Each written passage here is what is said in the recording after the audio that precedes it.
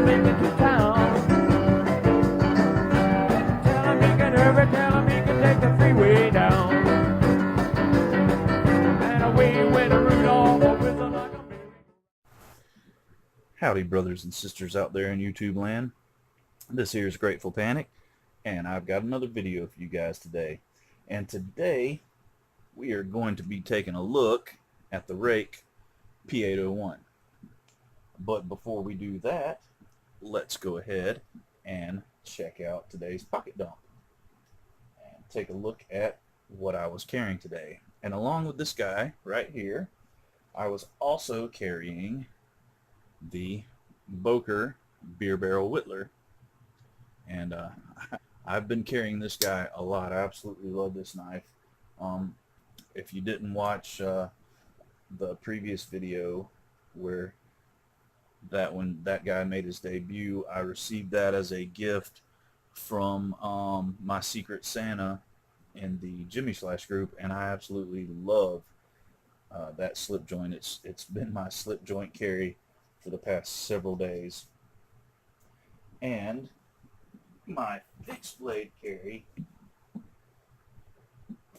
for today was the Shooty Custom. I've been carrying this guy a good bit too, because it's, like I've said before, it's one of my favorite fixed blades. And this comes from my good friend Paul Shooty.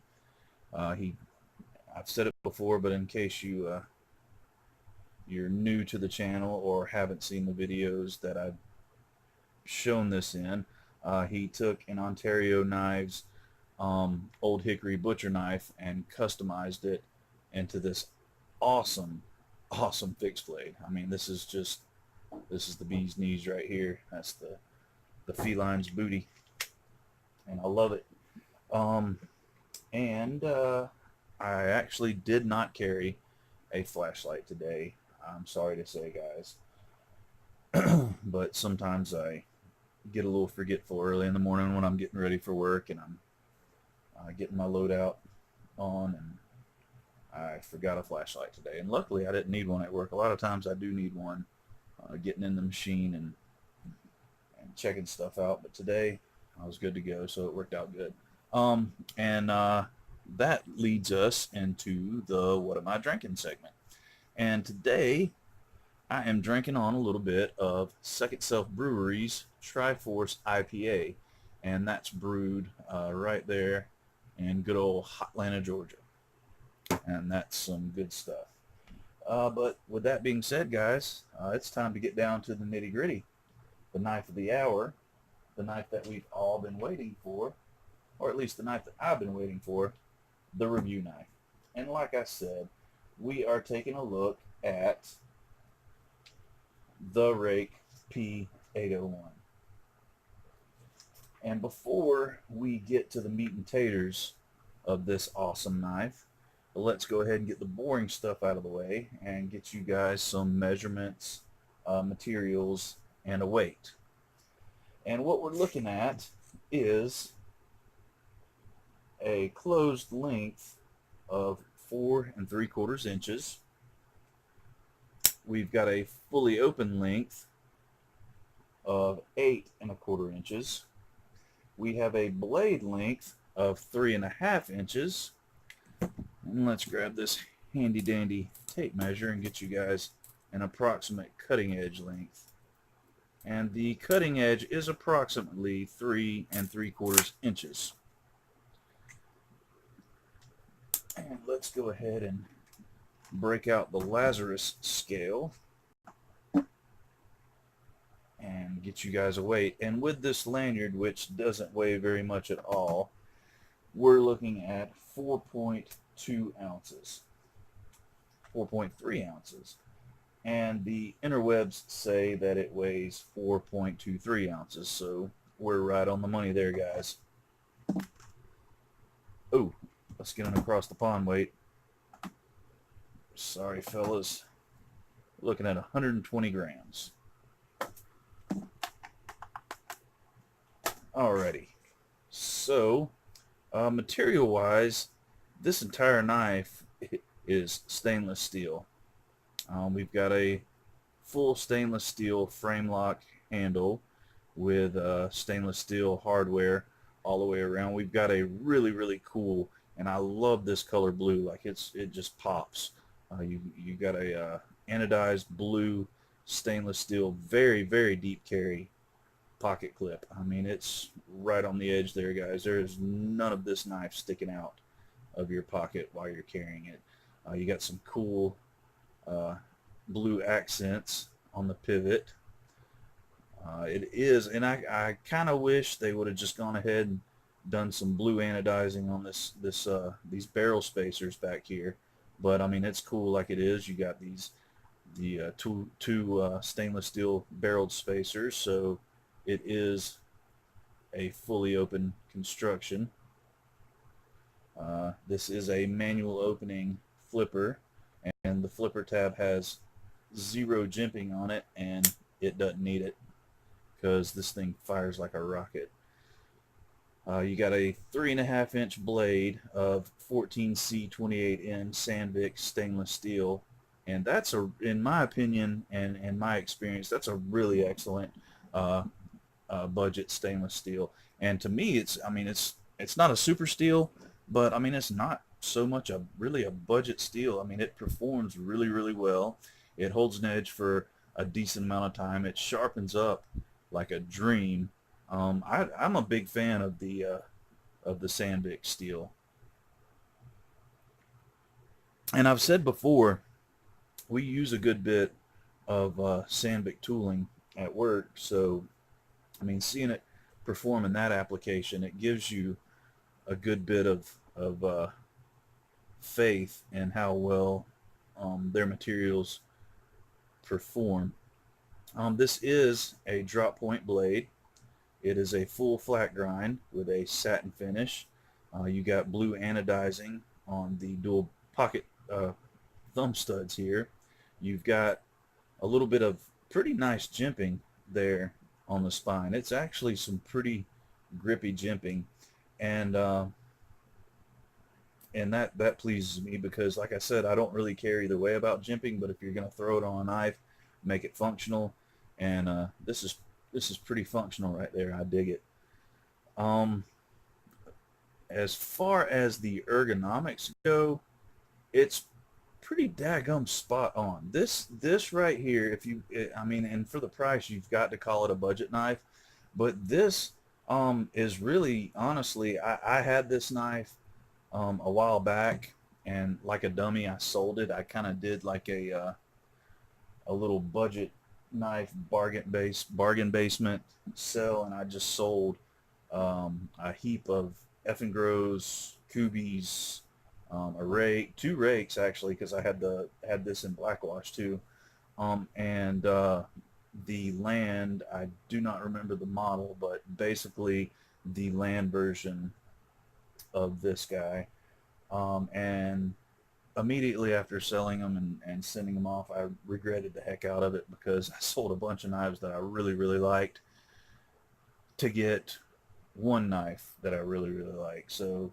it kind of didn't balance out because I liked the knife that I got about as equally as the several knives that I sold.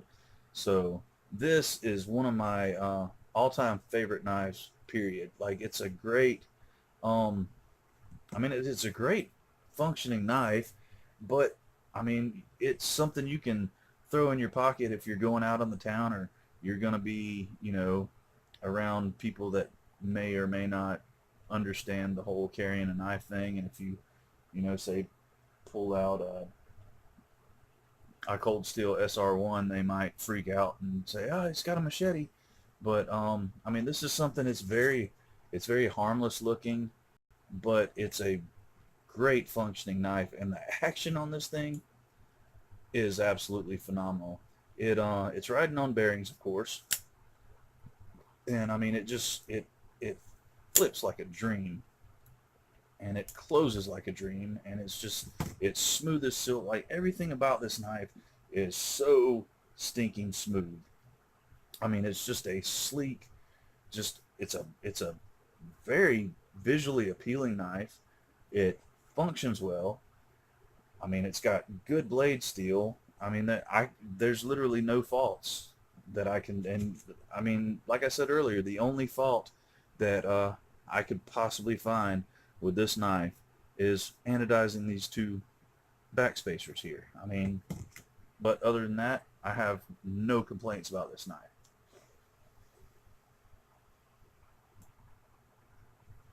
I mean, you know, you might say, well, they could have used a little better blade steel. I mean, it's $30. So to me, for $30, you get a nice, a really nice Sandvik steel. And, I mean, so what more can you ask for? The centering on this thing is absolutely perfect. I mean, this, to me, is way more than a $30 knife. When you get this, if somebody just handed this to you and said, hey, we've taken off any kind of manufacturing insignia, you have no clue what kind of knife this is, and they put it in your hand and you handle it, I mean, you're not going to guess it's a $30 knife, because this is definitely bang for your buck, guys. And I know I've strayed away from the budget arena here of late, but I mean, I'm a huge fan of budget knives. That's besides my traditional knives and a few of the fixed blades, and a very small amount of modern folders. Budget knives are my bread and butter, because I am by no means a rich man, so I get the itch for a knife. My first instinct is to jump on the internet and look for a $20, $30, maybe $40 knife, and this right here fits the bill. You can't go wrong with this guy. So thank you, David Vanderstelt, for the loan of this knife, because I have missed the heck out of mine since I sold it, and it was nice to have this guy in hand again, and it was great to be able to do a review on it. So I really appreciate the loan, buddy. You and all the other people that have jumped in and supported the heck out of this channel have, you guys blow me away every day. I mean, it's absolutely awesome. And I'm starting to get a little emotional here, so let's back off the emo train and just say thanks, because I really appreciate it. And that was a joke. I don't care if you're emo or not, but I sincerely do appreciate these loans, and you guys watching, and just all of you guys and everything you do. So with that being said, after I went off on a tangent and chased about 4 rabbits, this knife definitely gets the Grateful Panic seal of approval, which is, as we all know, 1 3/4 thumbs up. So thank you again, David, for the loan. Thank you guys for watching. Thank you for liking, commenting, subscribing. Thank you guys for pretty much everything you do. I really appreciate it. And with that being said, this is Grateful Panic signing off. And remember, guys, stay alert, stay alive, and hey, how about do something nice for somebody today? Thanks, guys. Bye-bye. Run, Rudolph Sanders, like I'm making to town. Tell him he can hurry, tell him he can take the freeway down. And away went